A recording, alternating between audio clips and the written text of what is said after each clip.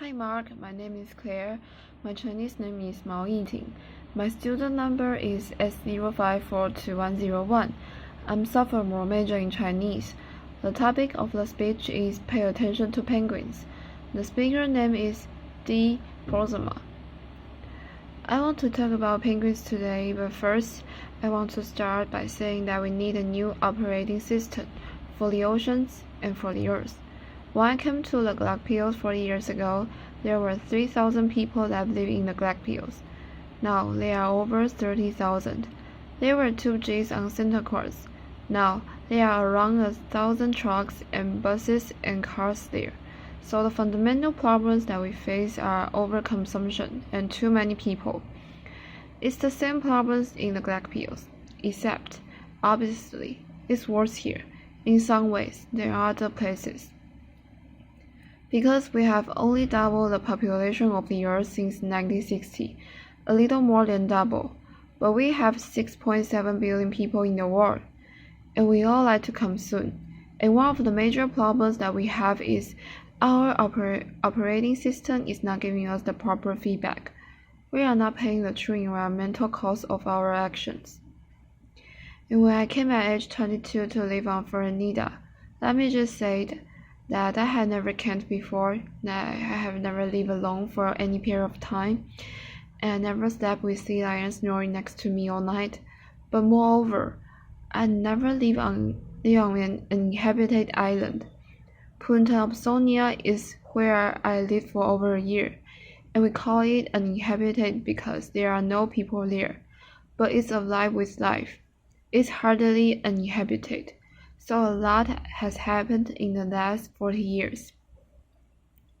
And what I learned when I came to the glaciers is the importance of wild things, certainly wildlife, and the amazing qualities that penguins have. Penguins are real athletics. They can swim 173 kilometers in a day. They can swim at the same speed day and night. That's faster than any Olympic swimmer. I mean, they can do like 7 kilometers an hour and sustain it. But why is really amazing because of this steepness here.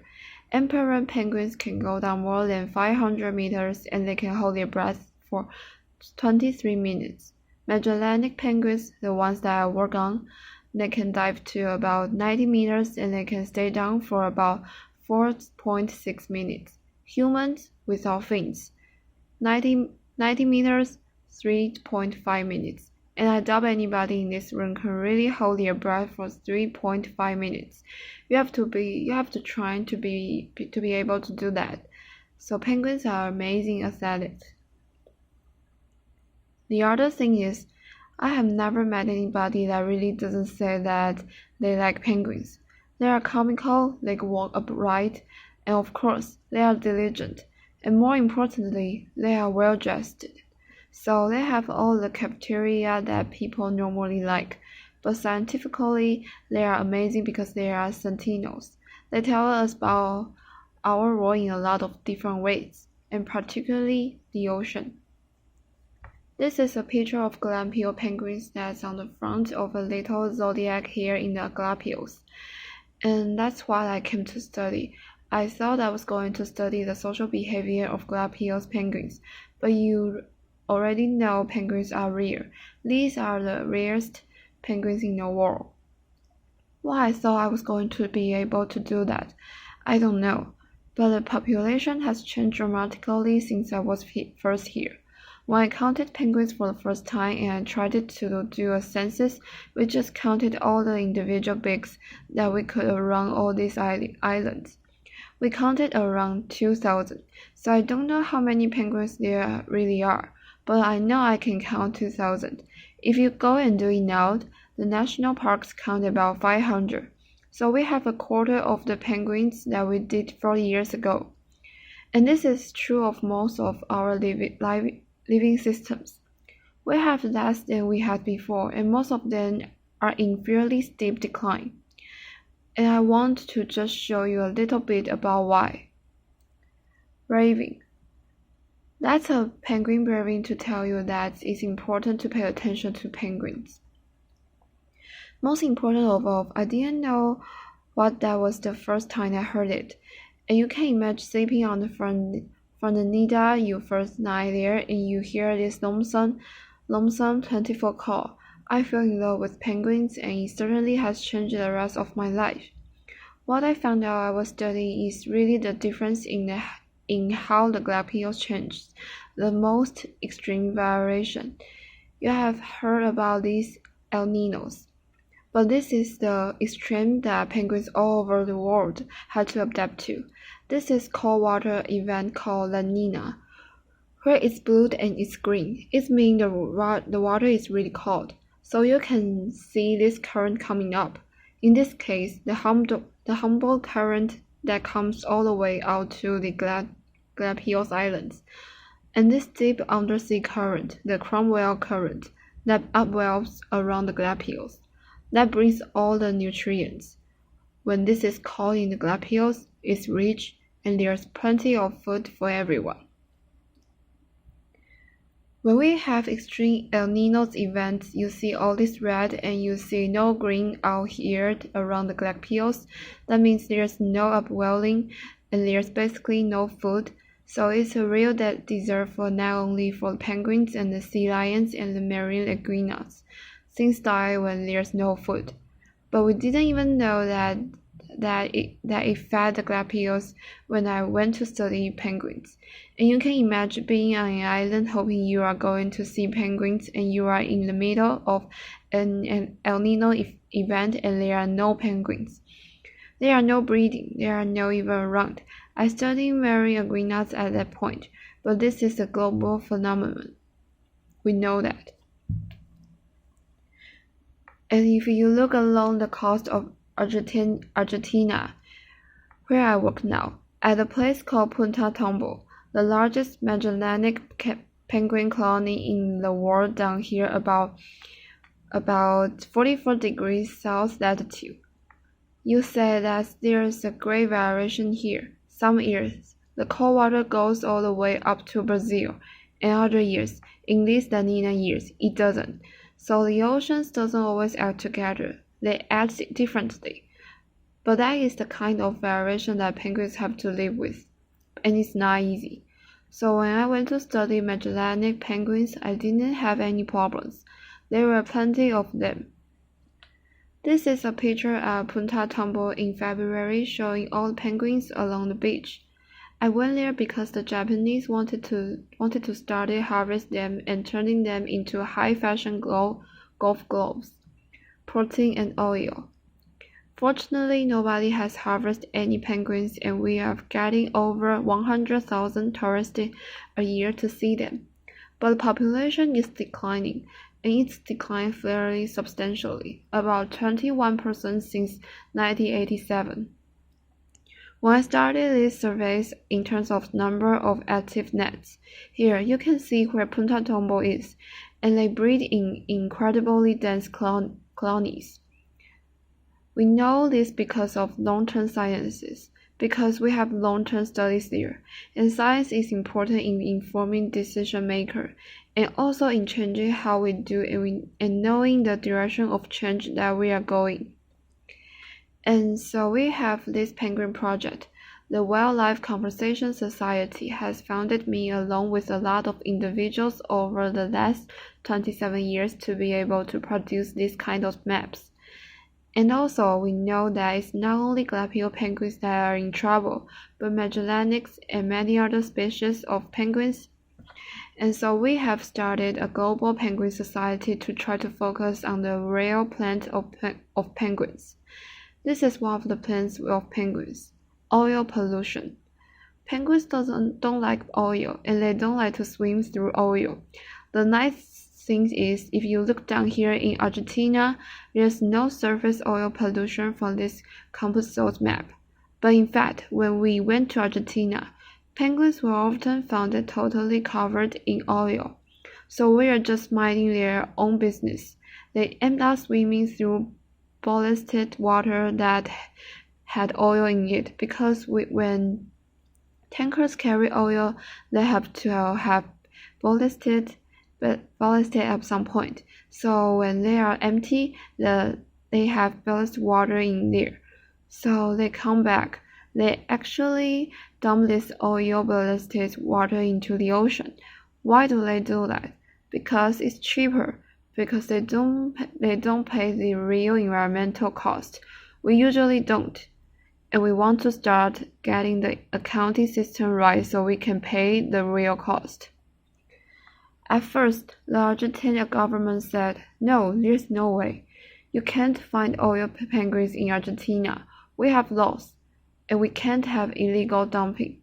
It's against the law. So we ended up spending 90 years convincing the government that there were lots of oiled penguins. In some years, like this year, we found more than 80% of the adult penguins dead on the beach were covered in oil.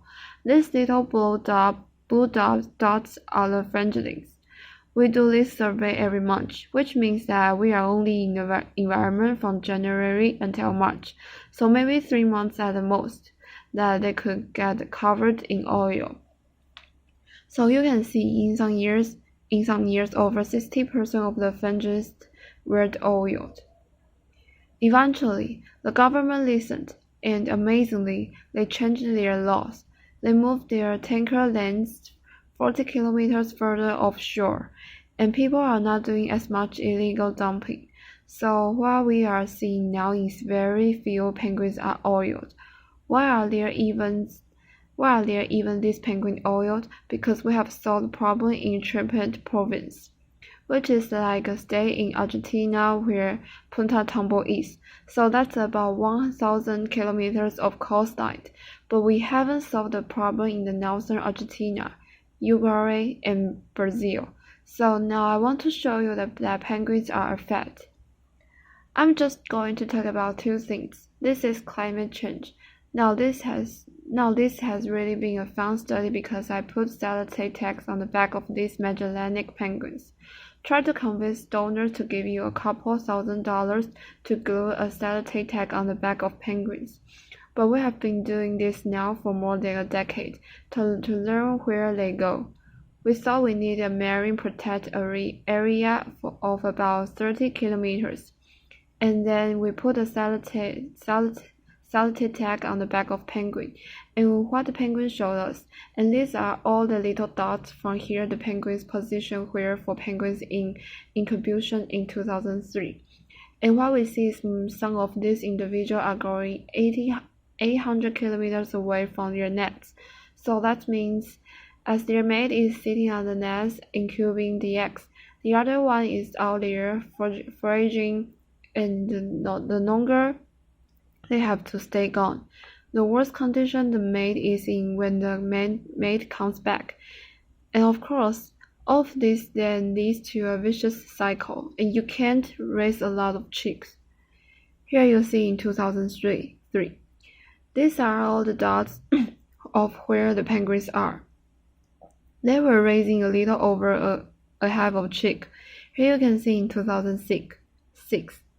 They raise almost 3/4 of a chick per nest, and you can see that they are closer to Punta Tombo. They are not going as far away.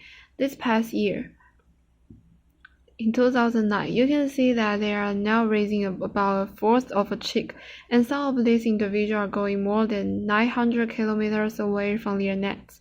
So it's kind of like you having a job in Chicago and then you get transferred to St. Louis, and your mate is not happy about this because you have got to pay airfare and you have gone longer. The same thing is true for penguins as well, and they are going about on average now 14 kilometers further than they did a decade ago. We needed to be able to get information out to the general public, and so we started a publication with the Society for Conservation that we think presents cutting-edge science in a new, novel way, because we have reporters that are good writers that actually can distill the information and make it accessible to the general public. So if you are interested in cutting-edge science and smarter conversation, you should join with our 11 partners. Some of them here in this room, like Nature Conservancies. And look at this magazine, because we need to get information out about conversation to the general public. Lastly, I want to say that all of you probably have had some relationship at some time in your life with a dog, a cat, some sort of pet, and you recognize that those are individuals. And some of you consider them almost part of your family. If you had a relationship with penguin, you will see it in the same sort of way. They are amazing creatures that really change how you view the world because they are not that different from us. They are trying to make a living, they are trying to raise their offspring, they are trying to get on and survive in the world. This is Turbo the penguin. Turbo's never been fat. He met us and got his name because he started standing under my diesel truck, a turbo truck, so we named his Turbo. Turbo has taken to knocking on the door with his beak. We let him in and he comes in here. And I just wanted to show you what happened one day when Turbo brought in a friend. So this is Turbo. He's coming out to one of my graduate students and flip her patting, which he will do to a female penguin. And you can see he's not trying to bite. This guy has never been before and he's trying to figure out what is going on. What is this guy doing? This is really pretty weird. And you will see soon that my graduate student you see Turbo's pretty intent on his flipper platting. And now he's looking at the other guy saying, "You are really weird." And now look at this, not friendly. So penguins are really different in their personality, just like our dogs and our cats. We are also trying to collect our information and become more technologically literate. So we are trying to put that in computers in the field. And the penguins are always involved in helping us or not helping us in one way or another. This is a radio frequency ID system. You put a little piece of rice in the front of penguin that has barcode, so it tells you who it is. It walks over the pad, and you know who it is. Okay, so here are a few penguins coming in. So see, this one's coming back to its nest. They are all coming in at this time, walking across there, just kind of leisure coming in. Here is a female that's in a hurry. She's got food. She's really rushing back because it's hot to try to feed her chicks. And then there's another fellow that will leisure come by. Look how fat he is. He's walking back to feed his chicks. Then I realize they are playing king of the box. This is my box up here, and this is the system that works. You can see this penguin. He's go over. He looks at those wires. Doesn't like the wire. He up like the wire. We have no data. Laughter.